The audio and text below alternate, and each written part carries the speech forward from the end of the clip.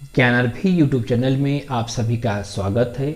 आज के इस वीडियो में हम आपको काउपर ग्रंथि के बारे में बताएंगे। पिछले वीडियो में हमने आपको प्रोस्टेट ग्रंथि के बारे में बताए थे। अगर आपने हमारे पिछले वीडियो नहीं देखा है तो डिस्क्रिप्शन बॉक्स में लिंक दिया गया है, वहां से जाकर आप देख सकते हैं। आप सभी को मालूम है कि नर जनन तंत्र के अंतर्गत जो सहायक जनन ग्रंथियां होती हैं, वह सहायक जनन ग्रंथियां यहाँ पर मुख्य रूप से 3 प्रकार की होती है। अगर हम प्रथम ग्रंथि की बात करें तो प्रथम ग्रंथि शुक्राशय की ग्रंथि, द्वितीय प्रोस्टेट ग्रंथि तथा तृतीय काउपर की ग्रंथि होती है। तो आज के इस वीडियो में हम आपको काउपर की ग्रंथि के बारे में बताएंगे। काउपर की ग्रंथि को बल्बो यूरेथ्रल ग्रंथि भी कहते हैं। तो आपको मालूम होना चाहिए कि बल्बो यूरेथ्रल ग्रंथि कहाँ स्थित होती है, इससे किस प्रकार के द्रव स्रावित होते हैं और यह मैथुन क्रिया में कैसे सहयोग करती है। तो ऐसे रोचक जानकारी प्राप्त करने के लिए हमारे चैनल को सब्सक्राइब करिए, बेल आइकन को भी प्रेस कर दीजिए, जिससे समय समय पर आपको वीडियोज का नोटिफिकेशन प्राप्त होता रहे।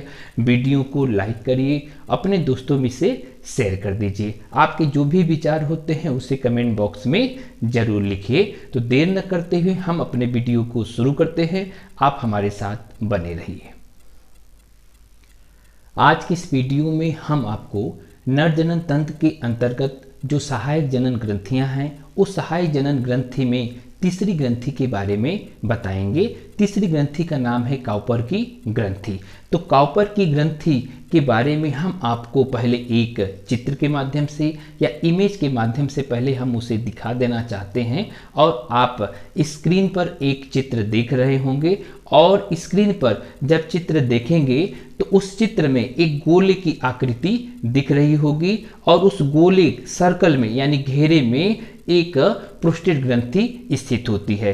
प्रोस्टेट ग्रंथि के ठीक नीचे जहां पर आपको एरो के माध्यम से दिखाई दे रहा है, तो वह एरो आपको बल्ब यूरेथ्रल ग्रंथि को इंडिकेट कर रही है। और बल्बो यूरेथ्रल ग्रंथि कहाँ स्थित होती है आप इमेज में देख सकते हैं। आइए हम आपको लिखित रूप में बल्बो यूरेथ्रल यानी काउपर की ग्रंथि के बारे में बताते हैं।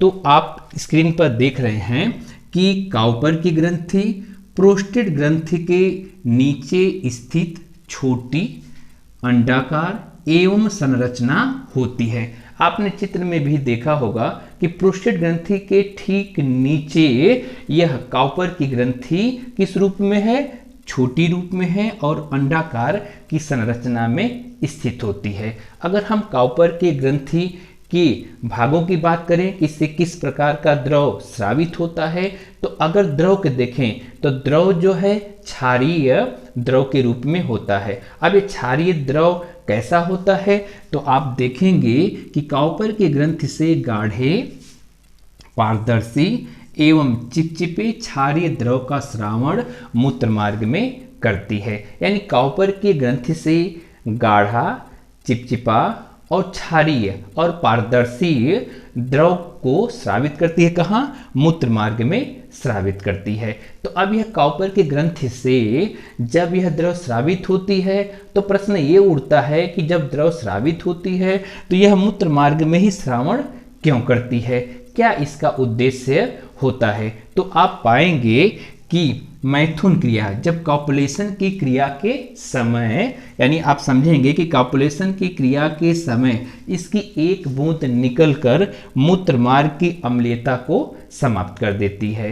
यानी यहाँ पर आपको समझने वाली यह बात है कि काउपर की ग्रंथि जो द्रव स्रावित करती है वह क्षारीय होता है और यह स्रावित करके कहाँ जो है यह मिला देती है, मूत्र मार्ग में मिलाती है, यानी मूत्र मार्ग में ही श्रावण कर देती है।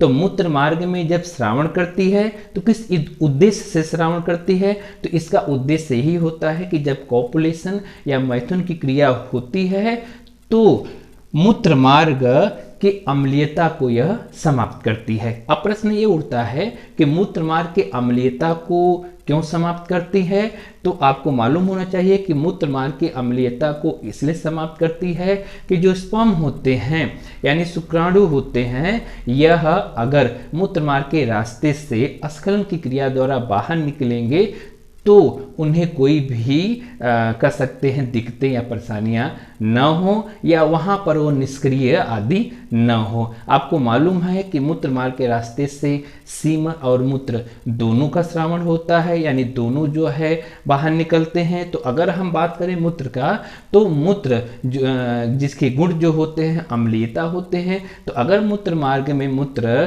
की अम्लीयता के गुण बने रहेंगे तो वहाँ से स्पर्म अगर स्खलित होते हैं या स्पर्म अगर बाहर निकलते हैं तो उस अम्लीयता के प्रभाव से निष्क्रिय हो जाएंगे।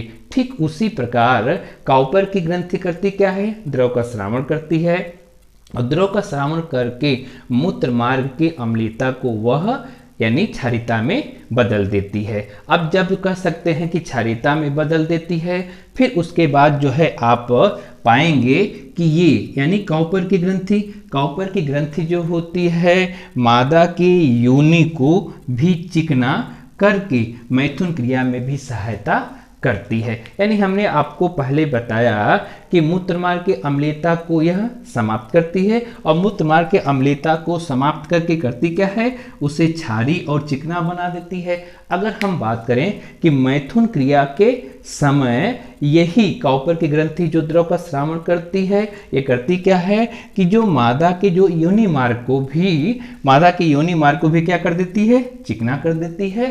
क्यों चिकना कर देती है, क्योंकि मैथुन क्रिया आसानी से यानी मैथुन क्रिया में सहायता मिले।